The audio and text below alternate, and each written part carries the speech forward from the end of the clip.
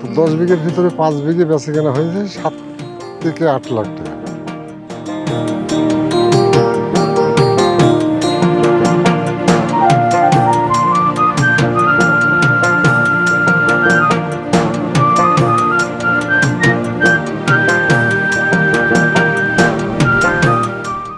চাচা, আপনি তো এবছরে যা দেখতেছি যে পরিমাণ ফুল আপনার এই বাগানে ধরেছে, তাতে করে আপনি তো এবার লাখ খানিক টাকা তো আপনি সাধারণত এখান থেকে এবছরে হারভেস্ট করতে পারবেন সাধারণত এই ফুল।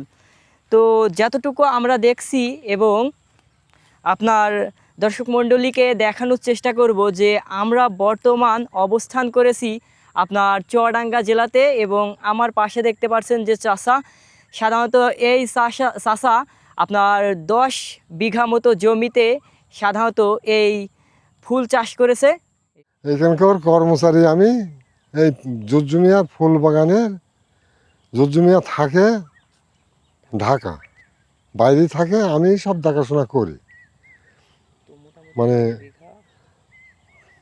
ড্রাগন বাগান ছিল, ভেঙে দিয়ে এখন ফুল বাগান করেছে। 5 বিঘে ফুল ছিল, তাতে বোধহয় 7 থেকে 8 লাখ টাকা বেচা কেনা হয়েছে, এখনও হবে। আর 5 বিঘে তৈরি হচ্ছে, আর প্রতি কেজি 500 টাকায় বেচা কেনা করেছে।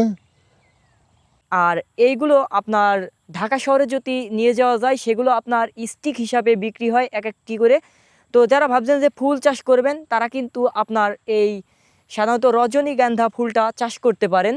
এটা প্রচুর পরিমাণ লাভজনক। সাধারণত এই জমি থেকে কৃষক আপনার 8 লাখ টাকা এই বছরে অর্থ উপার্জন করেছে এই ফুল থেকে। মূলত এখানে আপনার 10 বিঘা জমি আছে, কেননা এই কৃষক যেহেতু নতুন, এই গাছগুলোর বয়স সাধারণত আপনার মাত্র 6 মাস, এবং 6 মাসে 7 লাখ টাকার ফুল এখান থেকে হারভেস্ট করেছে সাধারণত কৃষক। তো যারা ভাবছেন যে ফুলটা চাষ করবেন, তারা কিন্তু আপনার রজনীগন্ধা ফুলটা চাষ করতে পারেন। এটা থেকে একটা বড় ধরনের অর্থ উপার্জন করা সম্ভব। এই ফুলটা আপনার খুবই কম পরিমাণ খরচ, কম, প্লাস এটা থেকে আপনারা প্রচুর পরিমাণ ফুল হারভেস্ট করতে পারবেন, কেননা এর কুড়ি থেকে অজস্র পরিমাণ কুড়ি বের হয়। যদি আমি দেখাই, এই জমিতে এখন বর্তমান আপনার বর্ষার সিজন চলছে, এবং বর্ষার কারণে এই ফুলগুলো ঝরে যাচ্ছে, এগুলো বিক্রি কিন্তু হবে না।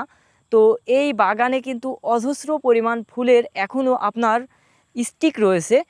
তো যারা ভাবছেন যে সাধারণত আপনার রজনীগন্ধা ফুলটা চাষ করবেন, তারা কিন্তু করতে পারেন। এবং এই ফুলটা আপনার খুবই কম পরিমাণ আপনার পরিচর্যা করা লাগে, প্লাস এখান থেকে আপনারা প্রতি সাপ্তাহিক একটি বড় ধরনের অর্থ এই ফুল বাগান থেকে তুলতে পারবেন।